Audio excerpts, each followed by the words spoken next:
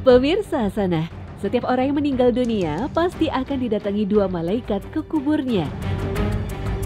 Keduanya akan bertanya dengan pertanyaan yang harus dijawab oleh mayit. Sebagaimana sabda Nabi Shallallahu Alaihi Wasallam, sesungguhnya seorang hamba jika telah dimakamkan di kuburnya dan sahabat-sahabatnya yang mengiring jenazahnya telah pulang, maka sungguh dia akan mendengar suara langkah sandal mereka. Kemudian dua orang malaikat mendatanginya dan mendudukkannya. Dua orang malaikat tersebut berkata kepadanya, "Apa yang dulu engkau katakan tentang orang ini, yaitu Muhammad Sallallahu Alaihi Wasallam?" Adapun orang beriman, maka dia akan menjawab, "Aku bersaksi bahwa dia Muhammad adalah hamba dan utusannya." Maka dikatakan kepadanya, "Lihatlah tempat dudukmu di neraka. Sungguh Allah telah menggantinya dengan tempat duduk di surga." Maka dia melihat dua-duanya sekaligus. Adapun orang munafik dan orang kafir, maka ditanyakan kepada mereka, "Apa yang dulu engkau katakan tentang orang ini, yaitu Muhammad Sallallahu Alaihi Wasallam?"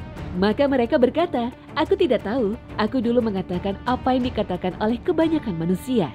Malaikat berkata, "Engkau tidak tahu dan engkau tidak mengikuti."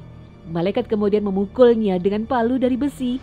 Dia pun berteriak sampai-sampai didengar oleh makhluk yang berada di atasnya selain jin dan manusia. Hadis riwayat Bukhari. Lalu dengan bahasa apa kedua malaikat itu bertanya kepada mayit? Apakah berbahasa Arab? Kita memang pernah menemukan hadis Rasulullah Sallallahu Alaihi Wasallam yang menyebutkan, "Cintailah Arab karena tiga hal. Pertama, karena aku orang Arab, Al-Quran bahasa Arab, dan penduduk surga menggunakan bahasa Arab."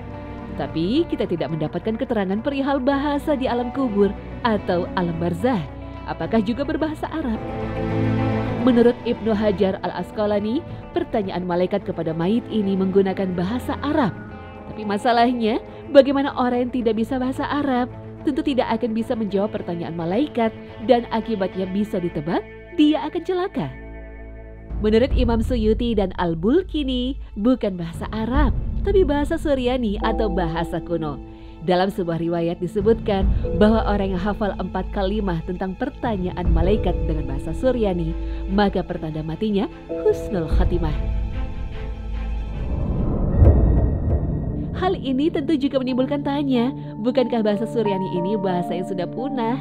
Lalu siapa yang sekarang bisa bahasa Suryani? Oleh karena itu, pendapat yang paling bisa diterima adalah bahwa pertanyaan dua malaikat kepada mayit di alam kubur itu menggunakan bahasa yang dimengerti mayit. Jika mayit hanya mengerti bahasa Indonesia, maka digunakan bahasa Indonesia. Dan seterusnya. Wallahu a'lam.